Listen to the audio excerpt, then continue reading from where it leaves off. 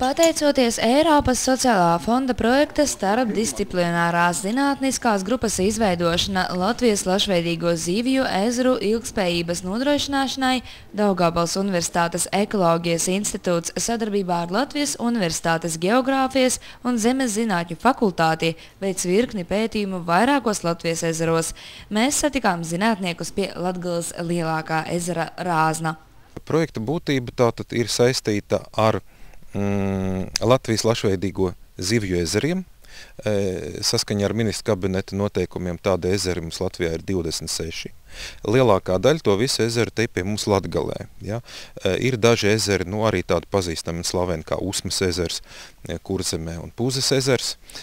Ir Alauksts un Alūksnes ezers Vidzemē, ja? Bet pamatā vairāk nekā 20 ezeri visi ir Latgalē un arī ļoti pazīstami pie viena no tādiem mēs pašlaik esam. Tas ir Rāznas ezers. Mūsu lielākais ezers, ja mēs runājam tilpuma kategorijās, jā, laukuma ziņā Lubāns ir lielāks, bet es vienmēr saku, ka ezeram svarīgs nevis laukums, bet tilpums. Jā, tā kā te ir puskubikkilometra apmēram ūdens, pie kam labas kvalitātes ūdens. Latvijas lašveidīgo zivju ezeru ūdeņu pētījums ir starpdisciplinārs. Tas skar tādas zinātnes nozares kā vides zinātne, bioloģija, fizika un matemātika. Rezultātu zinātnisko nozīmi nosaka iespēja noteikt saldūdens ekosistēmu atbildes reakcijas uz dabiskām un antropogēnām vides faktoru izmaiņām un adekvāts vides kvalitātes stāvokļa novērtējums, izmantojot jaunākās tehnoloģijas un metodes. Projekta ietvaros tātad tiek veikts komplekss pētījums. Tiek veikts komplekss pētījums, kas ietver gan ūdens fizikālo parametru pētījums, gan meteoroloģisko datu pētījums, gan ūdens ķīmiskās analīzes, gan arī, protams, ūdens bioloģiskās analīzes. Mēs ezeros veicam arī paleolimnoloģiskos pētījumus. Paleolimnoloģiskie pētījumi mums dod ieskatu, par tām izmaiņām ezerā, kas notika pēdējo dažu tūkstošu gadu laikā. Apmēram tādā laika griezumā mēs arī skatāmies. Ja? Protams, ka tiek pētīts arī pašas zivis. Īpaša uzmanība tiek pievērsta mūsu lašveidīgām zivīm, proti sīgām un repšiem, pie kam tiek pētīta gan viņu bioloģija, gan arī viņu ģenētika. Projekta partneri Latvijas Universitātes geogrāfijas un zemes zinātnes fakultāte veic ķīmiskus pētījumus. Vēl tiek iesaistīti matemātiķi, kas veic bioloģisko procesu modelēšanu. Un tā galvenais projektu dalībnieku uzdevums ir noteikt, kādas izmaiņas notiek ezera ekosistēmā, saprast, kāpēc tās notiek un kas būs ar šo ezeru tālāk. Gala rezultātam ir jābūt kaut kādām taustāmām un saprotamām rekomendācijām. Ja? Tas nozīmē, ka mums ir jāprot labi prognozēt, kas būs, ja mēs darām to vai to šajā ezerā. Kādas var būt praktiski rekomendācijas? Tas, ka ezerā nedrīkst mest atkritumus, tas laikam ir saprotams. Runa iet par kaut ko citu noteikti. Jā, protams, jā. Tas, ka ezerā nevar mest atkritumus krastā un ka tas agrāk vai vēlāk nokļūst ezerā, tas, protams, ir pats par sevi saprotams, kaut arī daudz laikam to nesaprot. Ne visos ezeros ezera krasti ir tīri. Šeit iet runa par pasākumiem galvenokārt, kas saistīti ar zivju resursu izmantošanu, proti, kad un kādas zivis būtu ieteicams šajā ezerā laist un kādā laikā un cik lielā daudzumā un tieši kādas sugas, tā, lai būtu optimāls rezultāts. Ja? Lai ezers nezaudētu savas rekreācijas īpašības un vienlaicīgi, lai arī būtu makšķerniekiem šeit interesanti pie šī ezera. Projekta ietvaros pētnieki var noteikt praktiski visus ūdens tilpnes parametrus, ieskaitot zivju un citu iemītnieku veselību. Protams, ar Rāznes ezeru pētniecību zinātnieki nodarbojas ne pirmo gadu, un dažu pētījumu rezultāti dod pamatu ar optimismu skatīties ezera nākotnē.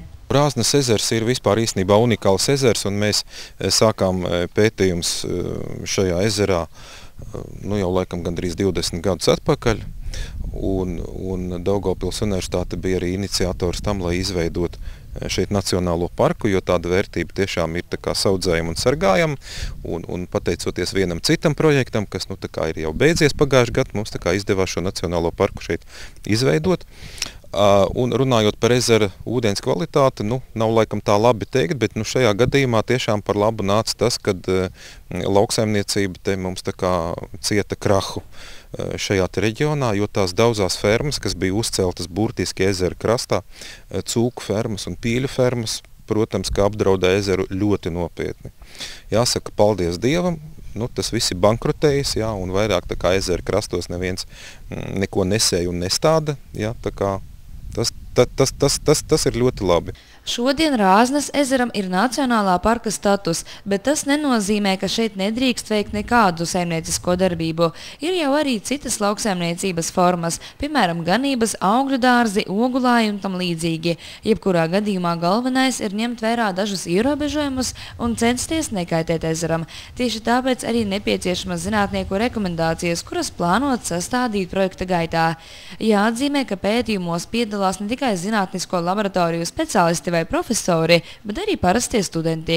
Jauniešiem šī ir lieliska iespēja gūt praktiskā darba pieredzi, apgūstot izvēlēto profesiju. Tā ir liela perspektīva, man vispār piedāvāja pasniedzējs. Un, tagad tādos laikos, kad ir krīze un kad darba nav un te projekts, un kas balstīts uz zinātnisko darbību, un pa manai specialitātei vēl jo vairāk. Un, tas ir liels iegums tālākajai manai karjerai. Mēs varam būt priecīgi, ka mums arī ir sadarbība ar Daugavpils universitāti un ir šis te projekts. Tiešām ir līdzekļi, lai brauktu dabā un pētīt ezerus. Tad mēs šī projekta izpildē ir piesaistīts viens jauns zinātņu doktors. Pētnieks, un tad arī piesaistām bakalaura studiju programmās studējošos studentus. Mums ir kā laboranti, tātad veica ūdens ķīmiskā sastāva analīzes, nogulumu analīzes, un arī vēl ir kolēģi ģeologi, kas arī ir piesaistījuši gan bakalaura, gan maģistra studiju programmā studējošos.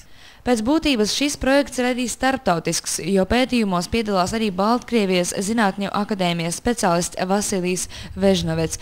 Tas nodarbojas ar noteiktu dzīvnieku grupu reliktu pētījumiem. Pirms tam tas pētīja reliktus Baltkrievijas un Krievijas teritorijā, tagad tas strādā pie mums, tā kā ir iespēja salīdzināt, kā sugas attīstās dažādos reģionos.